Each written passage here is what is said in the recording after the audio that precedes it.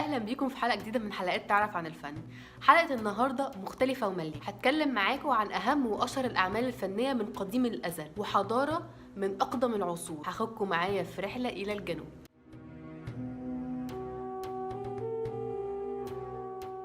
اتعرفنا على آثار جديدة ومهمة وحلوة جدا، هاخدكم معايا واحدة واحدة جوه الرحلة دي. وأول محطة في محطات الرحلة وهي محطة رمسيس أو محطة مصر. محطة رمسيس أو محطة مصر دي تعتبر قلب القاهرة، عايز تروح أي حتة هتتحرك من هناك، بس مش ده المهم. محطة قطارات رمسيس دي اتبنت سنة 1856 وكانت بس يا دوب بتوصل ما بين القاهرة وما بين الإسكندرية اللي هم كانوا أهم مدينتين أو أهم محافظتين. بعد كده المبنى بتاع المحطة اتوسع مرتين، مرة سنة 1892 ومرة سنة 1955. كان بيطلق على المحطة دي زمان باب الحديد. دلوقتي محطة رمسيس أو محطة مصر دي بقى بتوصل لأكتر من محافظة، تقريبا بتوصل مصر كلها ببعض، الوجه البحري والوجه الإبلي، من أقصى الشمال لأقصى الجنوب ومن أقصى الشرق لأقصى الغرب. نظرا بقى ان احنا كنا مسافرين لأقصى الجنوب، فكان أنسب طريقة أو أنسب وسيلة نقدر ناخدها هي القطر، وخصوصا قطر النوم، لأن المسافة كانت حوالي 8 ساعات بالعربية وأكتر بالقطر. الغرفة من جوه هي عبارة عن كابينة،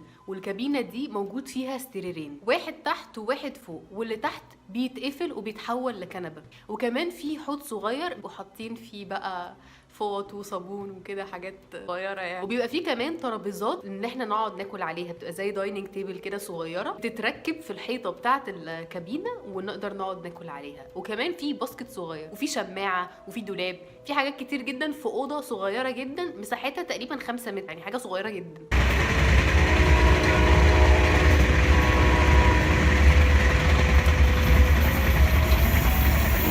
وصلنا اول محطه، هي كانت محافظه الاقصر. محافظه الاقصر دي او مدينه الاقصر اللي هي طيبه، ايام مصر القديم كانت العاصمه بتاعه مصر. كذلك بتلقب الاقصر بمدينه الالف باب او مدينه الشمس. مدينه الاقصر بقى دي اكبر مدينه فيها عدد مهول من الاثار، سواء على الضفه الشرقيه او الضفه الغربيه. فيها معابد ومقابر والاباستر وذهب، فيها حاجات كتير جدا. في معلومه ان المصري القديم كان بيعتبر ان الشرق، المكان اللي بتشرق منه الشمس، هو المكان المفروض يكون موجود فيه المعابد. اما الناحيه الثانيه وهي ناحيه الغرب، المكان اللي بتغرب فيه الشمس وهي عند انتهاء الحياه، بيبقى فيه كل المقابر والمعابد الجنائزيه اللي هناك. ففي البر الشرقي بتاع مدينه الاقصر هنلاقي فيه معبد الكرنك ومعبد الاقصر ومتحف التحنيط ومتحف الاقصر. اما بقى الضفه الغربيه فيها مجموعه كبيره جدا من المقابر. في وادي الملوك في مجموعه كبيره جدا من مقابر الملوك اللي حكمت مصر، ووادي الملكات مجموعه كبيره من المقابر بتاع الملكات اللي حكموا مصر وازواج الملوك كمان. وفي معبد الدير البحري او معبد حتشبسوت، وغير معابد تانية كتير واثار تانية كتير. اول وقفه اثريه عملناها كانت لوادي الملوك. احنا بنختار 3 مقابر وزودنا عليهم كمان مقبره. ال3 مقابر اللي دخلناهم هتكلم معاكم عليهم واحده واحده، وهشرح لكم تفاصيل المقبره واهم الاحداث اللي حصلت في العصر بتاع الملك ده ومين هو الملك. معلومه كمان، مومياوات الملوك بتاعه الاسره ال18 لحد الاسره ال21 محطوطين في متحف الحضاره حاليا بعد ما كانوا موجودين في المقابر مبدئيا. اول مقبره دخلناها كانت مقبره الملك رمسيس التاسع، حكم لمده 18 سنه وكان 8 ملوك الاسره ال20.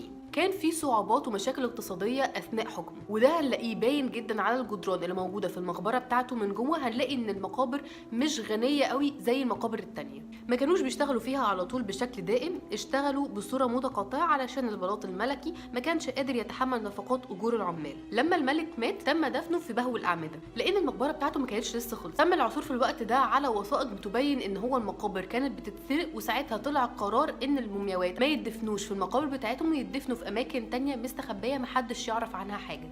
المقبره دي بتمتد ل 105 متر. بعد كده مقبره الملك رمسيس الخامس ورمسيس السادس. ازاي في مقبره الملكين مع بعض؟ كان في مشاكل او صراعات على الحكم ما بين رمسيس الخامس ورمسيس السادس، هما يعتبروا يعني ولاد عم. وبيقال ان الملك رمسيس السادس سرق مقبره الملك رمسيس الخامس منه، ومش مؤكد حقيقه دفن الملك رمسيس الخامس في المقبره بتاعته. معلوم ان اول ما الملك ما بيمسك الحكم بيبدا اول حاجه يعملها ان هو يبني المقبره بتاعته، لان هم كانوا بيهتموا جدا بالحياه بعد الموت اللي هي حياه البعث. لكن الوضع كالتالي: مقبره الملك رمسيس السادس تم انشائها في حكم الملك رمسيس الخامس، يعني رمسيس الخامس كان ملك بس كانوا بيبنوا مقبره الملك رمسيس السادس. المقابر دي كانت فعلا بتتبني علشان هم يدفنوا فيها الملوك، بس بعد سرقه المقابر تم نقل المومياوات كلها والملوك لمقابر او دفينات تانية في اماكن تانية. تالت مقبره دخلناها كانت مقبره الملك رمسيس الثالث. رمسيس الثالث يبقى ابن الملك ست نخيت، وهو تاني ملوك الأسرة العشرين. أبو الملك رمسيس السادس، وكان موصوف بالفرعون المحارب بسبب استراتيجيته العبقرية في الحروب، وكان يعتبر آخر المحاربين العظماء. حكم لمدة 32 سنة، وكان بيحاول على المحافظة على سلامة واستقرار البلاد بعد الارتباك السياسي اللي كان بيحصل في العصور أو في الملوك اللي كانوا قبليه. وبنى معبده الجنائزي الكبير في مدينة هابو أو في معبد هابو. للأسف البلاد كانت بتعاني من ضعف اقتصادي بسبب الحروب ضد الليبيين وشعوب البحر، فبتشير البرديات الى اول اضراب عمالي اتعمل في التاريخ، وهو بسبب ان هم ما بيتلقوش اجورهم بسبب الاعمال اللي هم بيعملوها. بس بالرغم من الانتصارات والمحاوله على الحفاظ على سلامه وامان البلاد، اتحط هو في مؤامره وهي بتلقب بمؤامره الحج. كان من ضمن المؤامره دي واحده من زوجاته، ابنه، وبعض من اصحاب البلاط الملكي. كانت المؤامره ان مراته بتحاول ان هي تنصب ابنه مكانه في الحكم، وكانوا عايزين يتخلصوا من الملك وابنه هو اللي يمسك الحكم مكانه. ما كانش مؤكد من البرديات اذا كانت المؤامره دي نجحت فعلا ولا لا، ولكن بتشير الدراسات الحديثه ان فعلا المؤامره دي نجحت، لان هم لقوا في قطع في رقبه الملك رمسيس من ورا، وده اللي ادى الى موته. ووجد في خبيئه الدير البحري اللي هي الاماكن اللي كانوا بيخبوا فيها المومياوات، لقوا فيها مومياء صارخه. الملك رمسيس الثالث مات عن عمر يناهز 63، ومقبرته هي احدى اكبر مقابر وادي الملوك. ومن اهم انجازات الملك رمسيس الثالث ملحقاته في معبد الكرنك ومعبد هابو ومعبد الاقصر ومعبد الجنائزي ومعبد رمسيوم ومعابد تانية كتير. اخر مقبره دخلناها كانت مقبره الملك مرنبتاح، ودي بصراحه كانت اصعب مقبره لان هي كان فيها منحدر جامد جدا في النزول وفي الطلوع الاثنين بصراحه. الملك مرنبتاح هو ابن الملك رمسيس الثاني، وترتيبه ما بين الابناء الشرعيين الملك رمسيس الثاني هو رقم 14، لان احنا عارفين ان الملك رمسيس الثاني كان عنده 127 ولد وبنت. مسك حكم مصر وهو عنده 60 سنه وحكمها 10 سنين بس. واحده من اهم القطع الاثريه في حكمه هي لوحه الانتصار، وهي لوحه منحوته على الجرانيت، وتذكر اللوحه انتصار الملك امنحتب الثالث على الليبيين وحلفائه. واخر 3 سطور في اللوحه بتتحدث عن حمله في كنعان اللي كانت تبع مملكه مصر. مقبره مرنبتاح يبلغ طولها 117 متر، المقبره محفوره في صخور الجبل، وللاسف تم سرقه المقبره بالكامل من لصوص المقابر. اتعرضت النقوش داخل المقبره للتلف بسبب الفيضان وتسربه في المقابر. تابوت الملك تم اكتشافه مكون من 4 توابيت موجودين جوه بعض، وبعد كده في اخر تابوت موجود المومياء بتاعه الملك، ولكن تم العثور على مومياء الملك في خبيئه من خبايات الدير البحري. الخبايات دي هي اللي كانوا بيخبوا فيها الملوك علشان يحفظوهم من لصوص المقابر. ده كده كان الجزء الاول بتاع رحلتنا، واول وقفه وقفناها كانت في وادي الملوك، واتكلمت معاكم عن اهم ملوك العصر الحديث. اشوفكم ان شاء الله في الحلقه الجايه وتعرف عن الفن.